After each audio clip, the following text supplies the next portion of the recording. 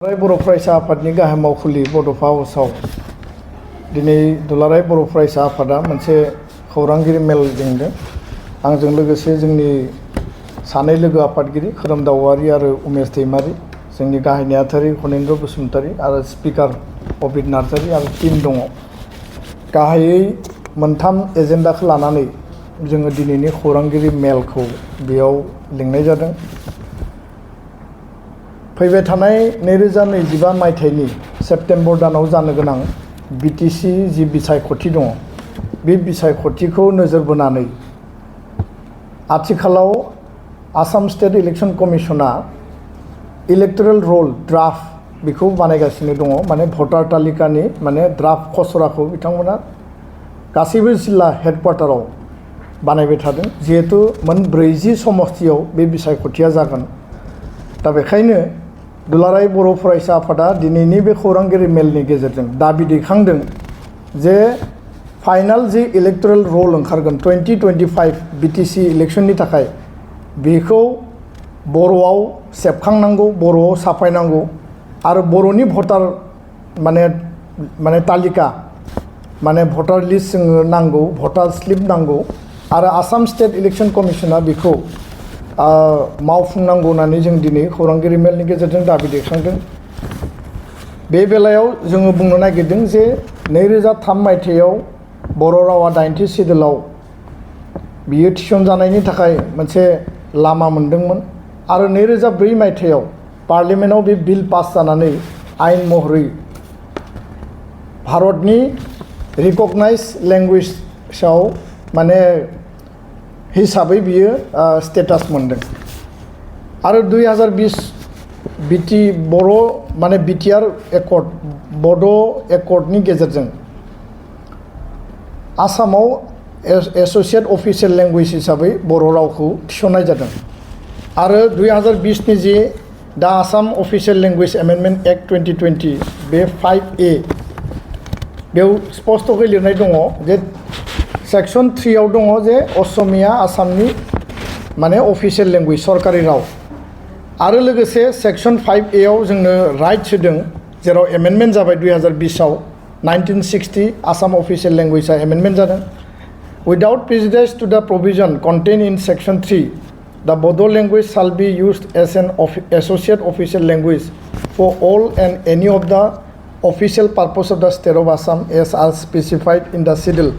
in the districts and subdivisions having substantial Bodo population as may be declared by the state government from time to time. दा बेखायनो बे गासै बिथिंखौ बिथा खालामनानै पन्चायत इलेक्शनाव असमियाव भटार लिस्ट बानायदों, एसेम्ब्लियाव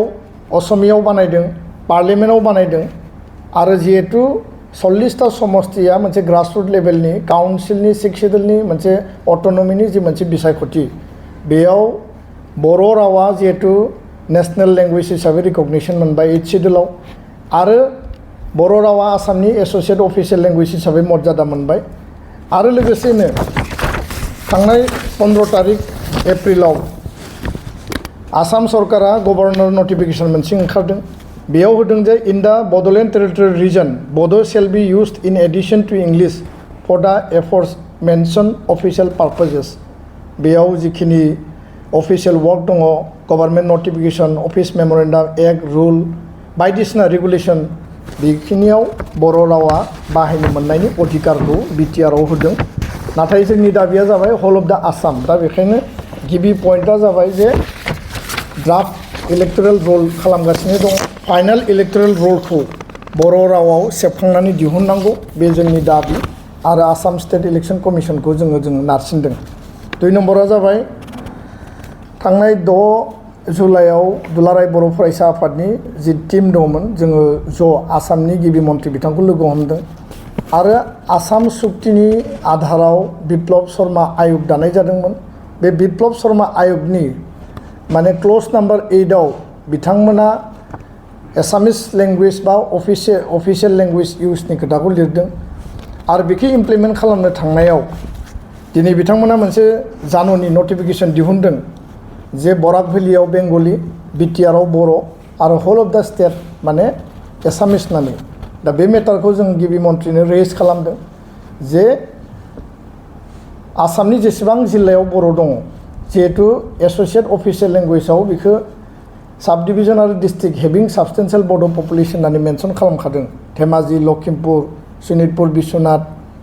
जोंहा नगाव मरिगाव गलाघाट गासैयावबो माने गवालपारा साउथ कामरुप गुवाहाटी मेट्र' कामरुप बरपेटा नलबारि गासैयावबो आं जेराव नामखौ लाजोबनो हायाखै बे गासै जिल्लायाव बर' रावा एस'सियेट अफिसियेल लेंगुवेजनि मर्यादाखौ इकुइभेलेन्ट इउज जानांगौ खारन बिप्लब शर्मा आयगनि आधाराव नटिफिकेसन होनो थांनायाव बिथांमोना बराक भेलियाव बेंगलि बिटिआरआव बर' बेबायदि मेनसन खालामनानै दोनदों खिन्थु आयेना बुंदों Assam official language act amendment 2020 आयेना बुंदों जे बर' रावा गासैबो आसामावनो सोलिगोन दा बेखायनो गिबि मन्थ्रिया बे दाबिखौ बिथाङा मानिनानै लादों आरो बिथांखौ जों धन्यबादबो बावदों